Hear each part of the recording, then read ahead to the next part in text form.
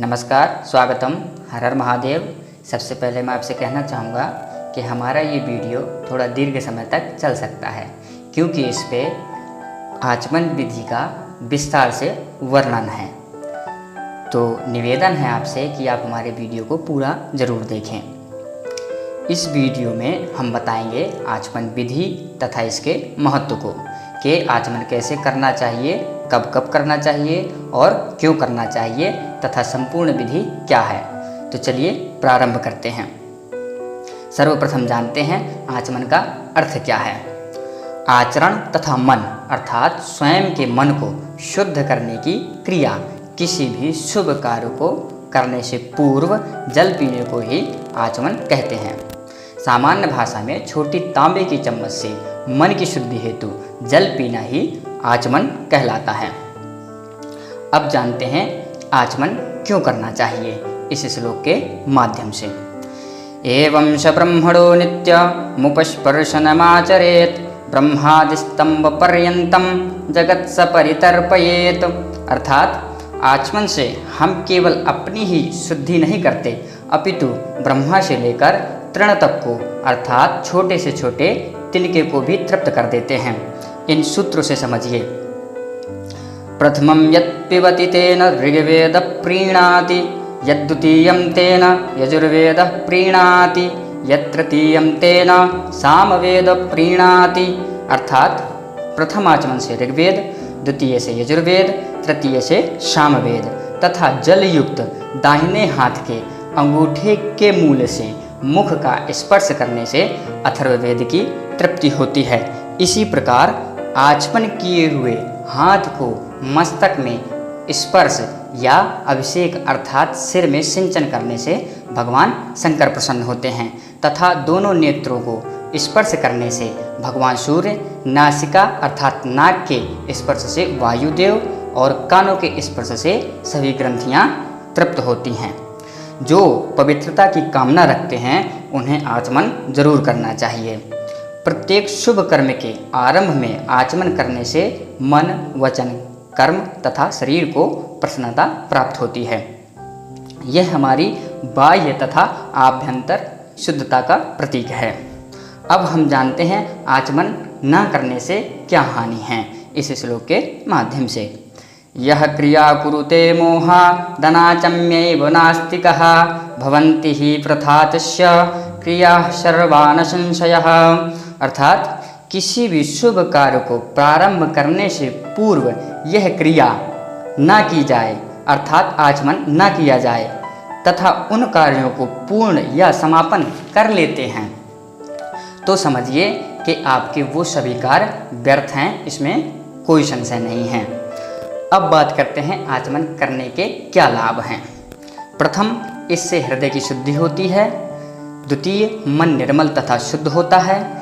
तृतीय, विधि पूर्वक आचमन करने से पवित्रता बनी रहती है। चतुर्थ, पूजन का फल दोगुना प्राप्त होता है। पंचम, आप सत्कर्मों के अधिकारी होते हैं। अब जानेंगे आचमन करने के लिए किसको कितने जल की मात्रा ग्रहण करनी चाहिए इस श्लोक से। हृत्कंठतालुगाभिस्तु यथासंख्यं द्विजातयः शुद्धेरन्यस्त्री च शूद्रस्य सकृत्स्पृष्ठाभिरन्ततः।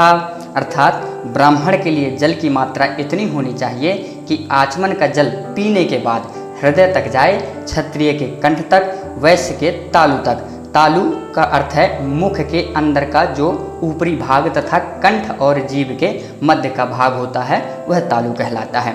और शूद्र तथा स्त्री के जिह्वा अर्थात जीभ तक ही रहना चाहिए। वस्तुतः सभी को हृदय तक जाने लायक जल की मात्रा अवश्य रखनी चाहिए। इससे अधिक जल का उपयोग आचमन के लिए नहीं करना चाहिए।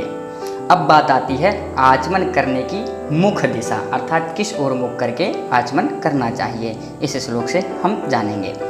अंतर्जानुः शुचौ देशे उपविष्ट उदङ्मुखः प्राङ्वा ब्राह्मेण तीर्थेन द्विजो नित्यमुपस्पृशेत। अर्थात शुद्ध स्थान में पूर्वाभिमुख, उत्तराभिमुख तथा ईशान्याभिमुख अर्थात पूर्व, उत्तर या ईशान कोण की ओर मुख करके बैठकर आचमन करना चाहिए। यामत्रत्यङ्मुखत्वेन कृतमाचमनं यदि प्रयासितं तदा कुर्यात् स्नानमाचमनं क्रमात्। अर्थात अन्य दिशाओं की ओर मुख करके आचमन करने से प्रयासित करना पड़ता है। अब जानते हैं किन किन कार्यों के पश्चात अर्थात बाद में तथा किन किन कार्यों के पूर्व अर्थात पहले आचमन करना आवश्यक है। सबसे पहले जानते हैं किन कार्यों के बाद आचमन करना चाहिए। इस श्लोक से क्षुते निष्ठीवने सुप्ते परिधाने श्रुपातने पंचश्वेतेषु चाचामे क्षोत्रम वा दक्षिणम स्पृशेत। अर्थात छींक आने पर, थूकने पर, जम्हाई लेने पर, अभद्र भाषण पर, दुष्स्वप्न आने पर, निद्रा से उठने पर, जनेऊ पहनने पर, दुर्विचार आने पर, वस्त्र पहनने पर, अश्रु गिरने पर, क्रोधादि आने पर, दुर्व्यसन करने पर, लघु शंका तथा दीर्घ शंका करने पर तथा अध्ययन आदि इत्यादि कार्यों के बाद आचमन करना चाहिए अथवा दाहिने कान का स्पर्श करना चाहिए।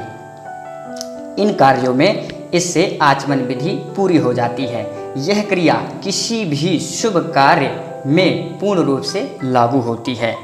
अब जानेंगे किन कार्यों के पूर्व अर्थात पहले आचमन करना आवश्यक है, जैसे भोजन, संध्या वंदन, पूजन, हवन, प्रार्थना, दर्शन आदि सभी शुभ कार्यों के पूर्व आचमन करना निहित है।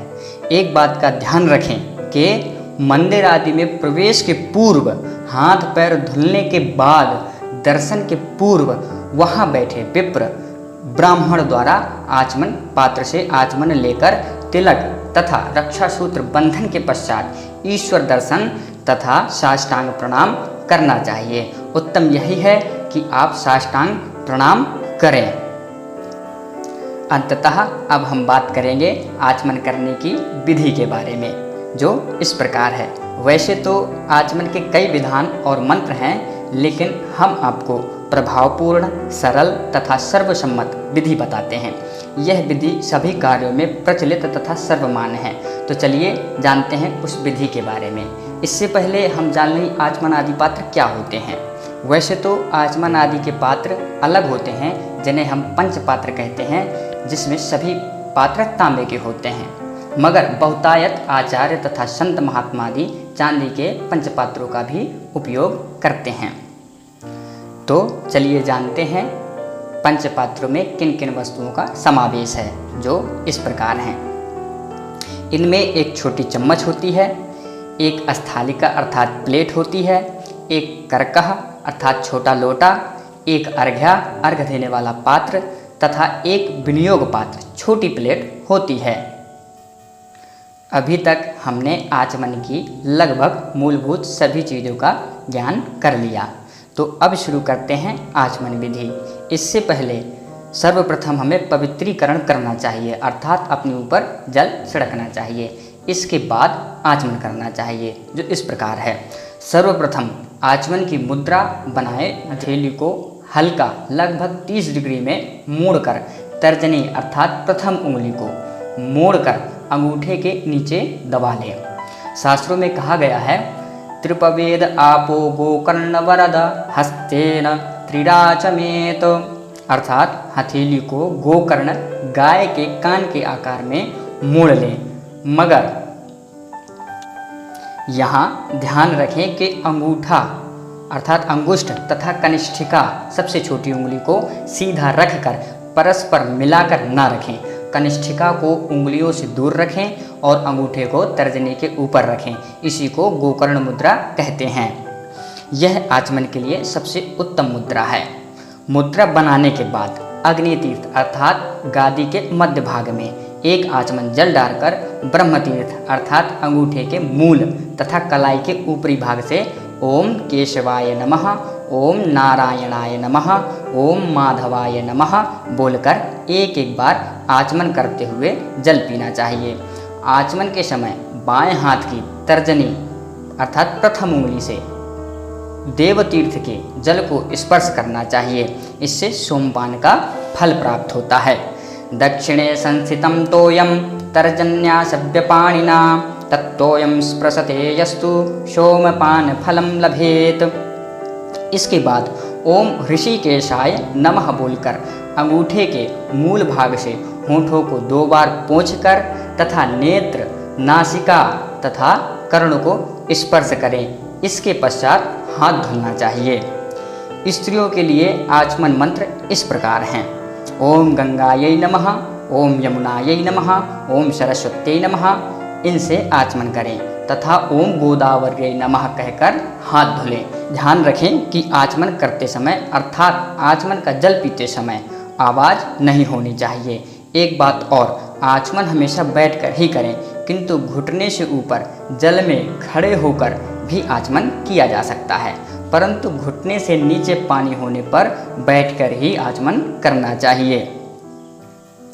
ये थी आचमन की संपूर्ण विधि।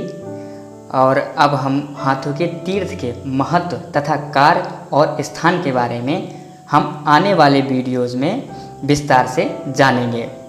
आपसे निवेदन है, अगर हमारी जानकारी तथा शास्त्र संबंध ज्ञान रुचिकर, हितकर, महत्वपूर्ण तथा अच्छा लगे तो हमारे चैनल को सब्सक्राइब करें, वीडियो को लाइक करें तथा मित्रों और परिजनों के साथ शेयर करें ताकि उन्हें भी इनका ज्ञान तथा लाभ प्राप्त हो। तो चलिए मिलते हैं अगले वीडियो में एक महत्वपूर्ण विषय के साथ। तब तक के लिए आप सभी को नमस्कार। हर हर महादेव।